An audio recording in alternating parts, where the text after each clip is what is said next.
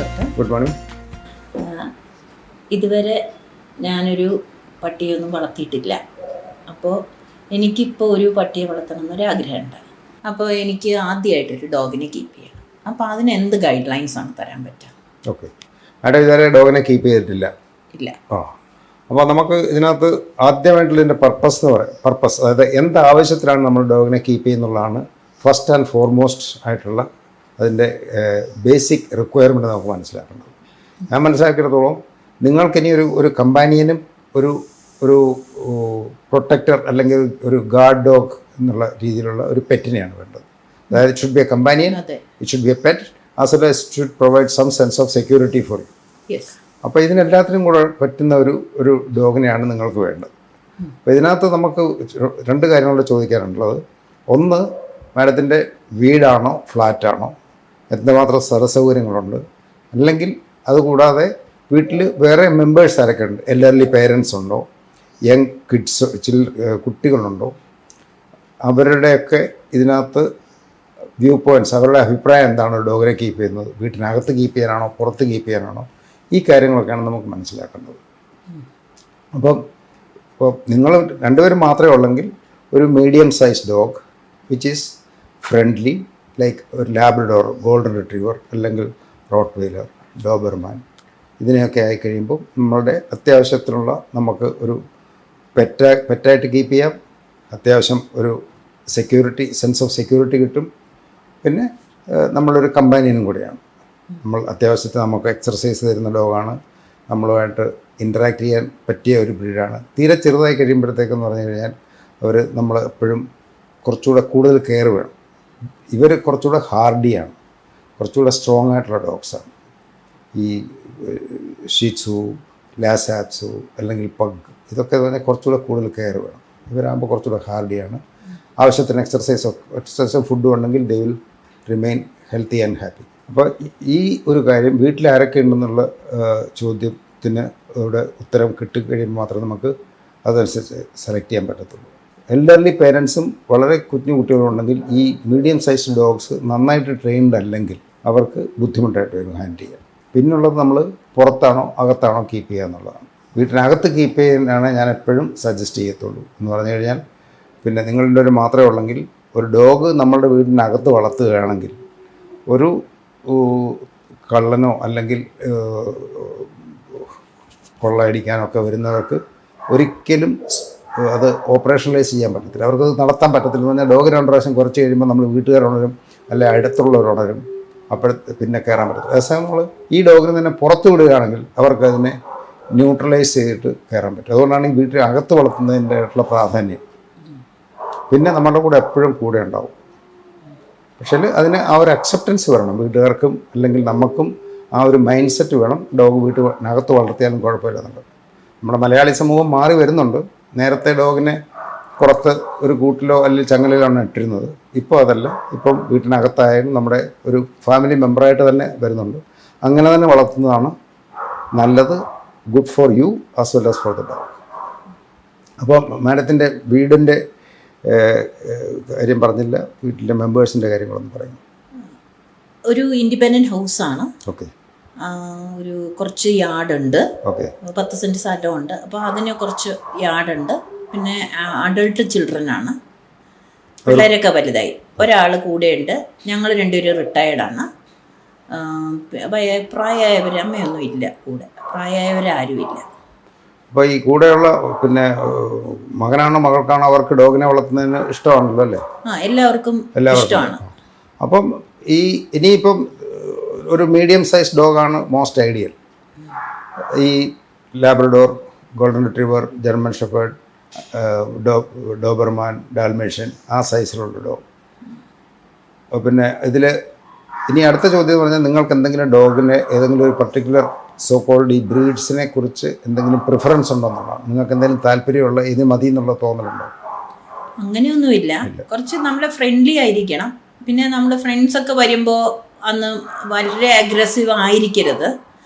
പട്ടി ഇഷ്ടമല്ലാത്തവരും ഇഷ്ടമുള്ളവരും ഒക്കെ വരുന്നുണ്ട്.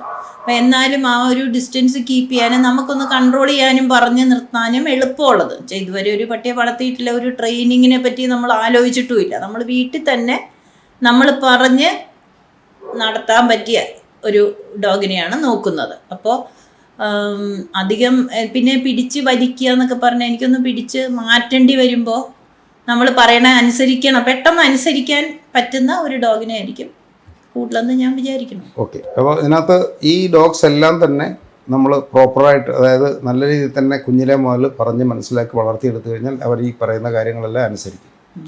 അതിന് നമ്മൾക്ക് കുറച്ചൊരു ട്രെയിനിങ് അല്ലെങ്കിൽ നമുക്ക് കുറച്ച് അതിനെക്കുറിച്ചൊരു അറിവുണ്ടാകണം, അതിനൊരു ആപ്റ്റിറ്റ്യൂഡും ഉണ്ടാകണം. അപ്പോൾ മാത്രമേ അത് നടത്തുള്ളൂ. അല്ലെങ്കിൽ പിന്നെ ട്രെയിൻ ചെയ്തിട്ട് തന്നെ നിർത്തുന്നതാണ് ഏറ്റവും നല്ലത്.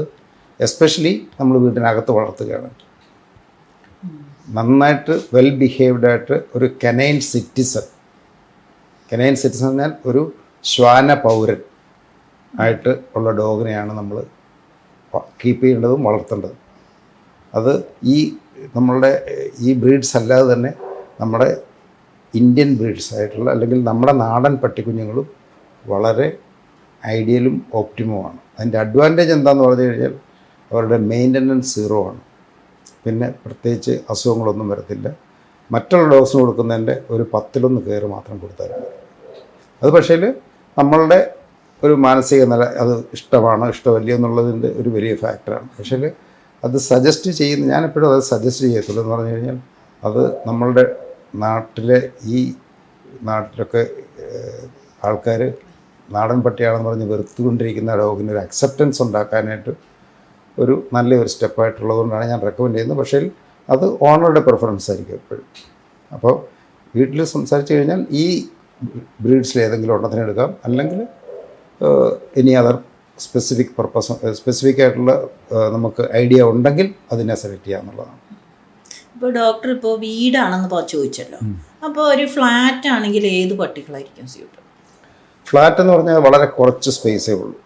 അത് നമ്മൾക്ക് അല്ലെങ്കിൽ 2 അല്ലെങ്കിൽ 3 ബെഡ്റൂം വീടെന്ന് പറയുന്നത് കഴിയുമ്പം ഒരു ഡോഗിനും നമുക്ക് എല്ലാം കൂടി ഇൻട്രാക്ട് ചെയ്ത് ജീവിക്കാനുള്ള സ്ഥലം കുറവായിരിക്കും. അപ്പം സ്ഥലം കുറവുള്ള ചെറിയ ബ്രീഡ്സ്, പഗ്, ബീഗിൾ, ഷിസു, ലാസാപ്സോ, സ്പിറ്റ്സ്, പിന്നെ വേറെ ചെറിയ ബ്രീഡ്സ് വേറെ ഉണ്ട്, മിനിയേച്ചർ പിൻഷർ, ഷിവാവ, ഇങ്ങനെയൊക്കെയുള്ള കുറേ ബ്രീഡ്സ് ഉണ്ട്. ഇതിലെത്തും നമ്മളുടെ എന്തെങ്കിലും ചോയ്സ് ഉണ്ടെങ്കിൽ അതനുസരിച്ച്. ഇതിനകത്ത് മോസ്റ്റ് ഇമ്പോർട്ടൻ്റ് ആയിട്ടുള്ളത് എന്ന് പറഞ്ഞു കഴിഞ്ഞാൽ, പ്രായമായി കഴിഞ്ഞാൽ നമ്മൾക്ക് മെയിൻ്റനൻസിന് മിനിമം എഫേർട്ട്, മെയിൻ്റനൻസ് പറഞ്ഞാൽ അതിനെ ചെയ്യാനും ഒരുക്കാനും ഒക്കെയുള്ള ആ ബുദ്ധിമുട്ട് കുറയ്ക്കുന്ന ചെറിയ രോമമുള്ള ഡോഗ്സിനെ വളർത്തുന്നതാണ് ഏറ്റവും ഐഡിയൽ. നമ്മളിപ്പോൾ ഒരു ഫ്ലാറ്റിലാണ് താമസിക്കുന്നത്. അപ്പോൾ ഈ എപ്പോഴും ഈ ടോയ്ലറ്റിൽ പോകാനും മൂത്രമൊഴിപ്പിക്കാനും ഒന്നും താഴെ കൊണ്ടുപോകാനായിട്ട് പറ്റിയെന്ന് വരില്ല. അപ്പോൾ അങ്ങനെയാണെങ്കിൽ എങ്ങനെയാണ് ഇവരെ ട്രെയിൻ ചെയ്യുക? ഇത് ബേസിക്കലി നമ്മൾ ഈ ഡോഗ്സിനെ വളർത്തിക്കഴിഞ്ഞാൽ ഏറ്റവും പ്രാഥമികമായിട്ടുള്ള പരിഗണന കൊടുക്കേണ്ടത് അവരുടെ ടോയ്ലറ്റ് ട്രെയിനിങ്ങാണ്. ടോയ്ലറ്റ് ട്രെയിനിങ് ഇപ്പോൾ നമ്മൾ ഈ ബ്രീഡ് ചെയ്ത ഡോഗ്സിനെ വാങ്ങിച്ചു കഴിഞ്ഞാലുള്ള ഒരു പ്രശ്നം എന്ന് പറഞ്ഞാൽ, അതുങ്ങളെ അതിൻ്റെ തള്ളമാർ അല്ലെങ്കിൽ അതിൻ്റെ മദേഴ്സ് ഒരിക്കലും ട്രെയിൻ ചെയ്ത് കൊടുക്കത്തില്ല ടോയ്ലറ്റ് ട്രെയിനിങ്. അതേസമയം ഒരു നാടൻ പട്ടിക്കുഞ്ഞിനെ എടുത്തു കഴിഞ്ഞാൽ, പ്രത്യേകിച്ച് സ്ട്രീറ്റിൽ നിന്നൊക്കെ എടുത്തു കഴിഞ്ഞാൽ, ഒരിക്കലും അവർ കിടക്കുന്ന സ്ഥലമോ ഇരിക്കുന്ന സ്ഥലത്തോ മൂത്രം ഒഴിക്കുകയോ പിന്നെ അപ്പിയിടുകയോ ചെയ്യത്തില്ല. അതുകൊണ്ട് നമ്മൾ ഈ കുഞ്ഞുങ്ങളെ വാങ്ങിച്ചു കഴിഞ്ഞാൽ നമ്മളതിന് ടോയ്ലറ്റ് ട്രെയിനിങ് പഠിപ്പിക്കണം, ട്രെയിനിങ് ചെയ്യിക്കണം. അത് ഒന്നിൽ നമ്മളുടെ ബാത്റൂമിൽ ചെയ്യിക്കാം, അല്ലെങ്കിൽ ബാൽക്കണിയിലുള്ള ഏതെങ്കിലും ഫ്ലാറ്റാണെങ്കിൽ ബാൽക്കണിയിലുള്ള ഏതെങ്കിലും സ്ഥലത്തായിട്ട് ചെയ്യിക്കാം, അല്ലെങ്കിൽ കൂട്ടിനകത്ത് ചെയ്യിക്കാം. അതിന് പല മെത്തേഡ്സ് ഉണ്ട്. അതൊരു ട്രെയിനറുടെ സഹായം തേടാം, അല്ലെങ്കിൽ നമ്മൾ കൂടുതലായിട്ട് വായിച്ച് നമുക്ക് കറക്റ്റായിട്ടുള്ള ആപ്റ്റിറ്റ്യൂഡ് ഉണ്ടെങ്കിൽ നമുക്കായിട്ട് ചെയ്യാവുന്നുള്ളൂ. ആരുടെയെങ്കിലും ഗൈഡൻസ് എടുത്തിട്ട് ചെയ്യാവുന്നുള്ളതേ ഉള്ളൂ. നമ്മൾ ഈ ഡോഗ്സിനെ നടത്താൻ കൊണ്ടുപോകുന്നു. അപ്പം നടത്താൻ കൊണ്ടുപോകുന്നത് കൊച്ചിലേ മുതൽ നടത്താൻ കൊണ്ടുപോകുന്നത് നല്ലതാണോ?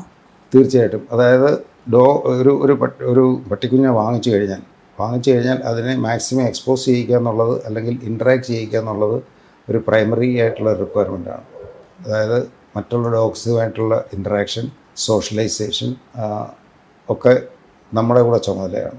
പിന്നെ നടത്താൻ കൊണ്ടുപോകുമെന്ന് പറഞ്ഞു കഴിഞ്ഞാൽ അത് ഡോഗിനും ആവശ്യമാണ്, നമുക്കും ആവശ്യമാണ്. ഒരുപക്ഷെ നമ്മളൊരു പെറ്റിനെ വാങ്ങിച്ചു കഴിഞ്ഞാൽ ഈ നടത്തുന്നതുകൊണ്ടുള്ള അഡ്വാൻറ്റേജ് എന്ന് പറഞ്ഞു കഴിഞ്ഞാൽ നമ്മളുടെ എക്സർസൈസ് അത് വലിയൊരു റിക്വയർമെൻറ്റാണ്. പിന്നെ കുറച്ച് ഫ്രഷ് എയർ കിട്ടും, മറ്റുള്ള ഡോഗ് ഓണേഴ്സുമായിട്ടുള്ള ഇൻട്രാക്ഷൻ, ഫ്രണ്ട്ലിനെസ്, ഒരു കമ്മ്യൂണിറ്റി ഉണ്ടാക്കാൻ പറ്റും. ഡോഗ്സിനും അതുപോലെ തന്നെ. അതുകൊണ്ട് നടത്താൻ കൊണ്ടുപോകാന്നുള്ളത് വളരെ അത്യാവശ്യമായിട്ടുള്ള കാര്യമാണ് ഡോഗുമായിട്ടുള്ളത്. ഈ നാടൻ പട്ടികൾ, തെരുവ് നായ്ക്കൾ നിറയെ ഉള്ള ഏരിയയിൽ നമ്മൾ നമ്മുടെ പട്ടിയെ നടത്താൻ കൊണ്ടുപോകുമ്പോൾ എന്തെങ്കിലും പ്രശ്നങ്ങളുണ്ടാവും?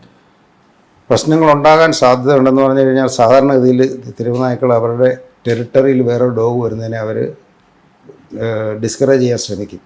പക്ഷെ അത് നമ്മളുടെ കൂടെ കൊണ്ടുനടക്കുന്ന നമ്മുടെ പെറ്റിനെ അതുമായിട്ട് എങ്ങനെ ഇൻറ്ററാക്ട് ചെയ്യാൻ അല്ലെങ്കിൽ ഇഗ്നോർ ചെയ്യാനായിട്ട് നമ്മൾ ട്രെയിൻ ചെയ്യുന്നതനുസരിച്ചിട്ടാണ് അത് എത്രയും സക്സസ്ഫുൾ ആകുന്നുള്ളത്.